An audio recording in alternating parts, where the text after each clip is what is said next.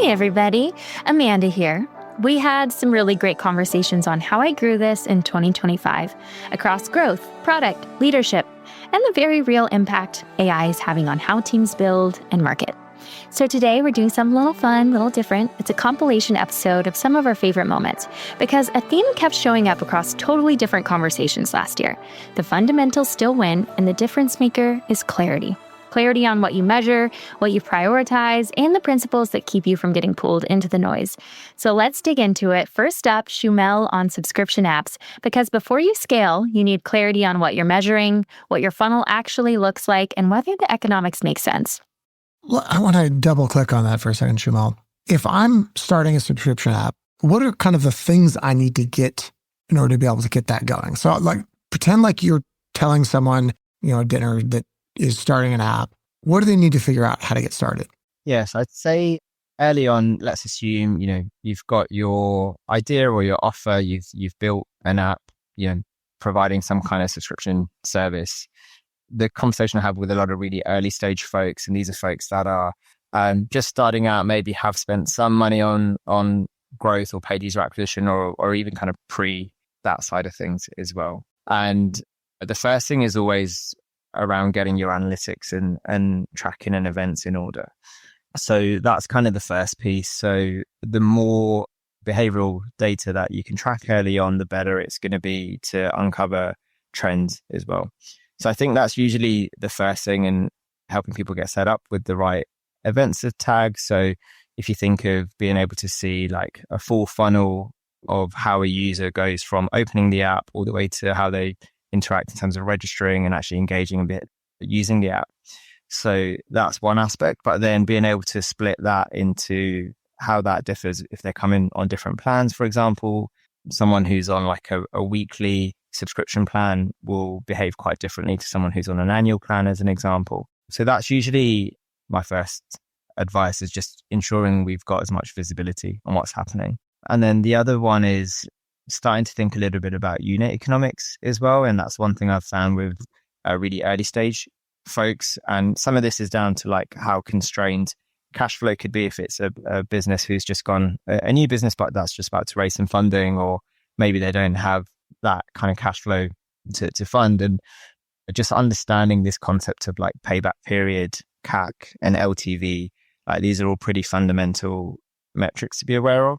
And what we find typically with the really early stage folks is they looking to kind of recoup their investment almost immediately, which makes sense if they're, a bit more cash constrained, but then they're kind of comparing themselves to the much bigger apps in the ecosystem. And the way they're able to grow so quickly is they're willing to accept that, okay, it's going to take us 6 months to recoup our investment on user acquisition. So I think it's just understanding those aspects and kind of modeling out what growth looks like and being realistic about how you'd go about that. So those are a couple of things I would say. And maybe the third piece is, there's a notion of like in an ideal world, you'd have the perfect funnel and you'd have, all your conversion rates optimized. But that's where it's a bit of a chicken and egg situation where, you need some initial data to form your benchmarks. So that's where sometimes just depending on your app, just getting some traffic through, sometimes paid is the quickest, but it is also expensive. So depending on your situation, but just trying to get enough users in on a consistent basis then allows you to do that optimization on tweaking the funnel and so on. Shumel's basically saying don't fly blind. Get your tracking right, get your benchmarks, and be realistic about payback. But what's interesting is, in AI search, this world that we're in, you kind of are flying blind a little bit right now. So the game becomes, what's the most reliable signal you can anchor to, even if it's imperfect? Jason's answer is super actionable here. You mentioned attribution, and when we first met, you dropped a hint that I kind of lit on and started doing research. Can you share a little bit about how you're measuring the LLM outputs? Yeah, there's a lot of different ways. I haven't seen a good analytics tool yet. Rest in peace, my LinkedIn inbox after this. But they're not great from what I've seen. I have a couple of different dashboards that I've used from other companies. I think Sear Interactive out of Philly has some really great AI content and search and how to get yourself indexed. And the dashboards are nice. GA4 gives you some things, but like the whole Google AI ecosystem, you can't pull any data out of it really. And so your server logs are going to be your most accurate point of truth. Anything that pings for your website is going to be recorded on that log file. And so analyzing and understanding what bots are coming and how often they're coming and what pieces of content they're consuming matter a lot. And in the case of AI, it's going to be the most accurate source for understanding what kind of visibility you might be getting on a ChatGPT, what kind of traffic you might be getting from Perplexity or something like that. And even if like you're selling products on ChatGPT, which some brands are able to do right now.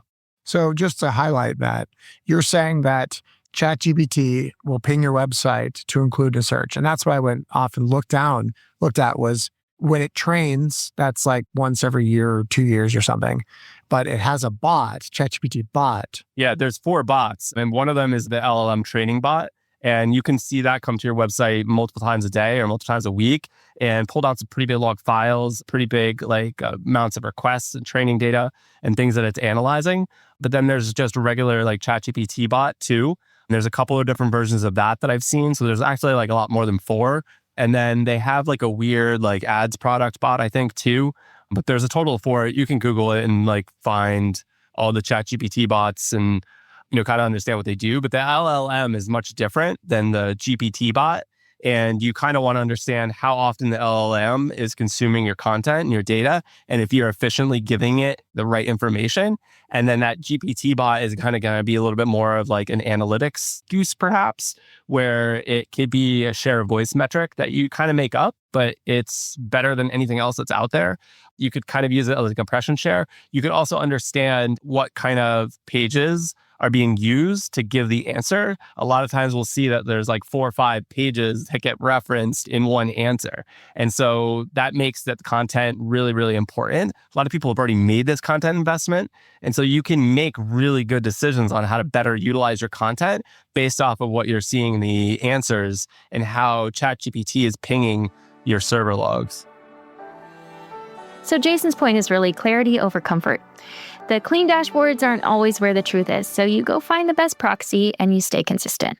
And honestly, that's a good mindset for building with AI too, because yes, AI can speed things up, but you still need judgment around what's real, what's risky, and what actually holds up once it's in the wild. Robert had a great take on where vibe coding fits and where it doesn't.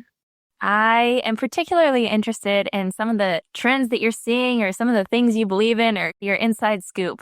Like, do you think people are going to just be able to start vibe coding to make their own apps? Or what are we looking at here? Certainly, this is a question I get probably twice a day. So certainly AI is extremely popular. I certainly think that there's been technology trends in the past that have come and gone, but I do think that AI is certainly here to stay. I do think that vibe coding kind of has its time and place. I think it's really good for building an early proof of concept from scratch. I think it's really good at building something rudimentary. And so certainly it's good at certain things. I think with some of the work that we're doing where we'll come in and, for example, inherit a very large code base that may be a little bit older and we're maintaining and supporting and updating that for a client, it's not going to be a good use case there. Like I mentioned, some of the big verticals we work in with fintech and healthcare, there's certainly some security concerns with that. And so there's certainly some good use cases for vibe coding. That's not something that we do. We do use AI internally to help our engineers be more efficient. We looked at this a couple years ago and standardized on Microsoft Copilot. And so we use that across the board for all of our engineers, again, to help facilitate and speed them up. And that certainly gives us some efficiencies. AI as a whole has certainly brought us a whole new service base or book of business where we're building AI apps for our clients. And so we're working on a number of AI projects right now. And those clients, as the more work we do, the more opportunities they see to be able to provide efficiencies or streamline business operations and things like this. So we're working with the large mortgage company to help them with kind of their underwriting process. And so AI is huge. And it's, again, something that we're continuing to try to hire talented AI and machine learning engineers to the team. Which brings us to leadership. When the tools are changing fast and everyone's moving quickly, clarity becomes a management superpower. Clarity on the mission, and clarity on what actually matters this week. Patrick had one of my favorite frameworks for that. Speaking about being in a leadership role, How do you inspire your teams to stay curious, to overcome resourcing challenges or regulatory challenges or data challenges or whatever it may be? I think to start, I really always encourage folks in challenging situations to remember the mission, who we are building for and why we are building. I think there are times when during tough discussions, people might say, well, I don't want to do that. And we have to remind people that we're here not to satisfy ourselves, but build for an end user, a community, an industry to really make a difference. And I think that setting that and resetting that regularly, I think definitely helps. I think also in challenging times, sometimes part of the challenge is that people are focusing on too many things. So they're focusing on nothing. So if they are focusing on too many things, so really encouraging laser focus and helping them unfocus on things that are not as important, but their brain is kind of tricking them to tell them is important. I think from a curiosity perspective, it's really encouraging people to take that time to disconnect and to go to that conference, to read up on that thing. I think creating space for creativity within the workplace is also super important. So finding that time for hackathons or a design jam or a design challenge is easier to carve out than people think. Wow, I really love that advice. It's so true. And having just come off of a conference, I'm like, yeah, I was energized and I am now. So love that for sure. And yes, if everything's a priority, nothing is a priority. So that's good advice as well. Adam, any other things you want to dig into Patrick with? Just going back to the engineering question. So you kind of answered this, but I'm going to get you to be a little bit more specific. So you have an engineering background, you can code. How important is that to be a good technical product manager? Or can you just satisfy that with your curiosity, with being able to sit down and figure it out? That's a tough question because it depends on the person. Some folks can consume technical information easier than others. It's easier for me because I have that engineering background. For instance, a lot of people get into product via marketing. Some marketers are technical, some are not, but often people get into marketing that are more on the creative side. I've worked with PMs to send them to a course at a General Assembly or other places where they could understand the technical foundations of things and understand cloud infrastructure and understand event-based systems. I have encouraged it and then made sure that we sponsored their ability to get that foundation is also another method. So if you have the willingness, you can make it work. Exactly. Patrick also said something that shows up everywhere. If you're focused on too many things, you're basically focusing on nothing. And that's not just a team problem, it's a business problem. At some point, you have to be clear about what you're willing to do and what you're not. Nick has one of my favorite perspectives on saying no and why it can actually make you stronger. So if someone asks you to do something you're not an expert at, do you regularly and comfortably say no? Yeah. What are some examples of things that you won't? Someone says, look, you're great. I love it. Come do my UA, or something you're not an expert at. Yeah. Well, I think there's something really powerful in the ability to say no. I think it strengthens the individual, it strengthens the business, and it allows you to focus on what you do want to do. So as an example, we won't work with gambling and gaming businesses. I'm not saying it's wrong. It's just not something that I feel that we want to be promoting. And therefore, we say no to those kind of businesses that come through the door in a very nice and polite way. Saying no to buying digital, whereas we're buying mobile, for instance, they're the kind of areas that we will double down with. I think also it empowers the people beyond myself in the business. I think they feel they're in a business that genuinely wants to do the right thing and won't necessarily chase the money. They're chasing the right kind of clients and doing it in the right kind of way. And I think it builds up a strength and trust with those individuals that you're working with to follow you into the spaces, the places, the challenges that you want to go and work with the clients that we want to bring on board. Very authentic way to approach things. It is, but it's also a place of luxury to say no. You have to be a healthy business. You have to have the revenue coming in. So how do you balance that not needing to chase the money? How are you getting clients generally? I'll answer the first question initially. And that is one of the strengths I think about our business, and it can apply to a lot of businesses, is just growing at the right kind of speed. So yes, those first few years, those formative years are the biggest challenge because you've got to make sure you've got the cash flow. You've got to make sure that you can pay your bills, you pay your suppliers, and you pay your staff before you pay you. So I suppose if you're true to your principles, then, you make sure that you're doing the right thing by everybody else and you're still managing to tick over, because if you don't have a business after 2 years, you've failed and you've stuck to your principles. But what's the point of that? So those challenging first few years are by far the most difficult that any business that wants to follow the process that I followed, which is growing slowly. You grow slowly because that allows you not to have to do the things that you don't necessarily want to do. It allows you to deliver, I think, the best quality of service that you want to provide in the areas you want to provide and work with those clients you want to work with. So not having the dollar signs in your eyes from day one, just making sure that you are able to grow, not make a loss. And then when you get to certain key points of your growth, you're able then to expand, bring more people in. I think one of the principles we've been very good at is retaining people. And because we're in a specialist area, the skill sets that our guys have got and have grown through the business and learned are valuable, very valuable, but they're very specialist. Now, what we don't want to do is get to a position where somebody's been with us 4, 5, 6 years, they're arguably in a director position and they leave. So having the right kind of principles and the values, I think, have helped retain an awful lot of the right kind of people within our business. And what that's allowed us to do is pass down those skill sets from somebody that started as a junior and then became a manager and a director. That director's now training managers who are now training juniors. And those skills are getting passed on. So we're very good at keeping that experience in-house. And that's allowed us to grow at the pace that we want to go, but also retain the kind of skills and specialisms that we as a business absolutely value and our clients value. What I love about Mixed Take is it's not values as vibes, it's values as an operating system.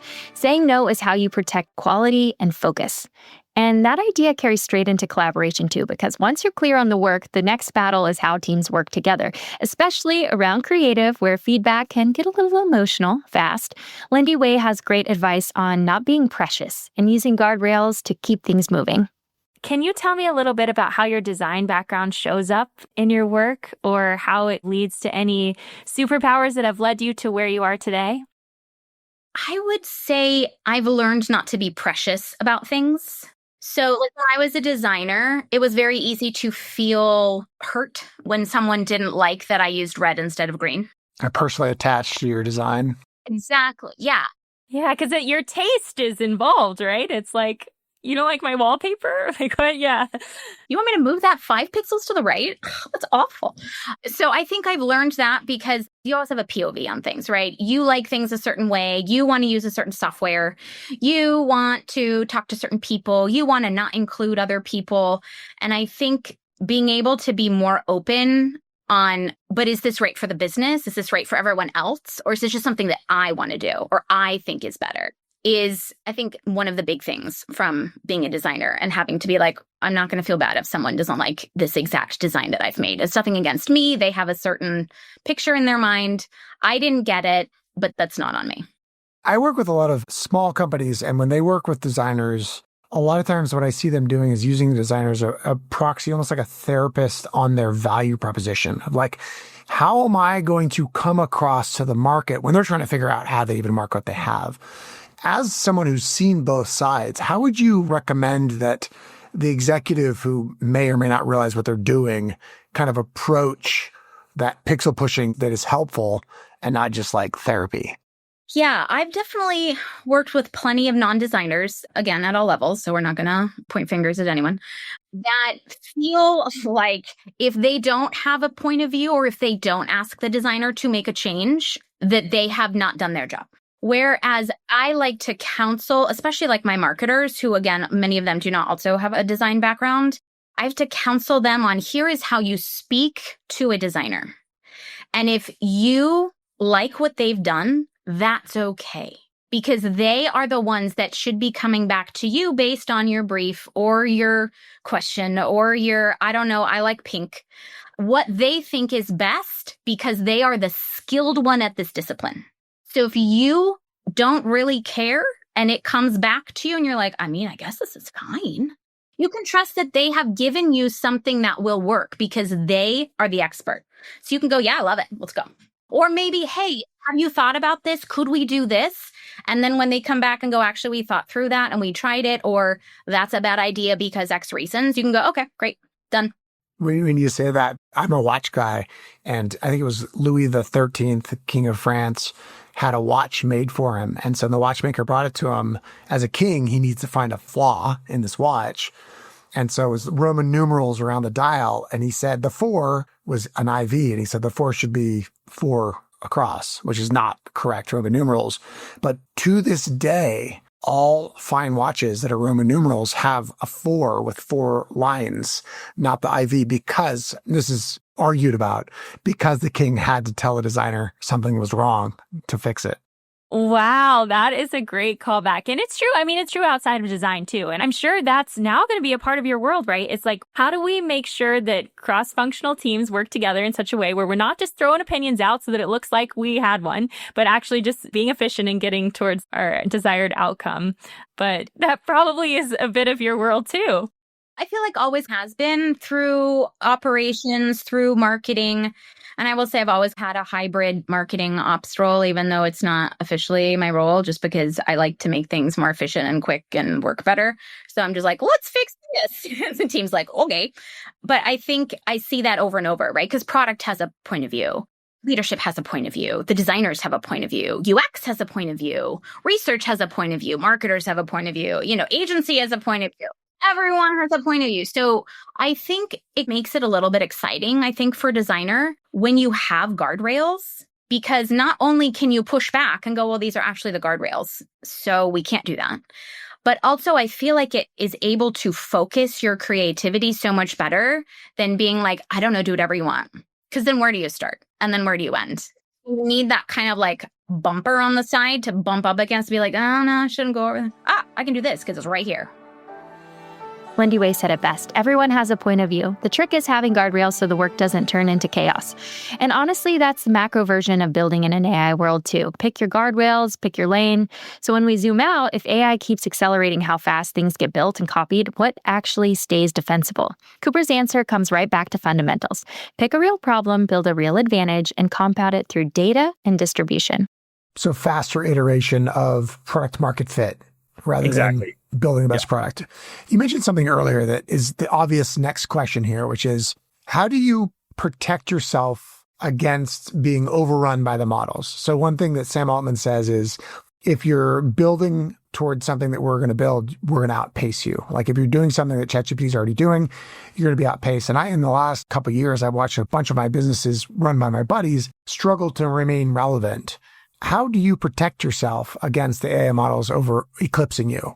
Yeah, so that's core to our ethos of build products that solve real problems, not products that do something because AI can now do it. And again, in 5 years, who the heck knows? Anybody who says they know is kind of off their rocker. But at least for right now, if you pick a specific problem to go solve, there's a good likelihood that that niche problem isn't going to go be the main focus in the crosshairs of an OpenAI, for example. So like the speed to lead, it's a big problem, but it's not a $40 billion problem that OpenAI is going to go after. If you pick a specific lane, that's step one. Step two then is you actually have to get a specific data advantage. So the more data and the more reps you get in a specific vertical or in a specific product, the better off you're going to be, because now you are the go-to tool to solve that problem. And I think this is really important because in the last little while, where the puck is going, not to get too high level on everything, but there's a world where very quickly in the next 1 year, maybe by the end of 2026, definitely in 2027, humans won't be using software tools as much anymore. It's going to be AI agents using software tools. So the reason why getting the data is so important is because if you can build your product to specifically do one thing really well, that is going to be a unique advantage that other agents or when businesses start using AI agents more, they're going to want to give it the best tool for the job. And if you can be the best tool for the job because you've got the data advantage, that's how you really win. And then if you couple that on top of really focusing on distribution, you build this flywheel where the more people you bring on, the more feedback you get, the better you can make the product. The better you make the product, the better your data advantage is. The better your data advantage is, the stickier the product is. And the stickier the product is, and the more painful it is to remove from someone's workflow, the more it's going to stay locked in there no matter what kind of happens with other tools and other models. Is anybody fully defensible? Who the heck knows? But at least if you can get that concoction built in there, it's going to be a lot harder to rip it away from someone, because the example I give is just a really easy one. But so with the AI voice agent tool we have, if I have a business and I've got 5 AI voice agents set up that are all doing different tasks, and they know my business, they know all my data, they've done thousands of conversations and phone calls for me, so they're trained on everything I've got. Even if another model or even if another product comes out 6 months, a year from now, that is better. Like, it can just do more, it's faster, the voice sounds crisper, but it doesn't have that built-in history. I don't want to switch, because then I have to go retrain this new one on all my stuff, and it might take X amount of time for it to get there. So that's really where the advantages lie. And it really just comes down to the companies that move fast are the ones that are going to win. And I think if you're focused right now on trying to go raise a bunch of money, spend 6 months building, you're going to miss the boat in terms of how quickly you can actually get customer feedback and those advantages. I'm curious about your take on something, because you mentioned that if it's agent-led, that the best tool for the job is the winner.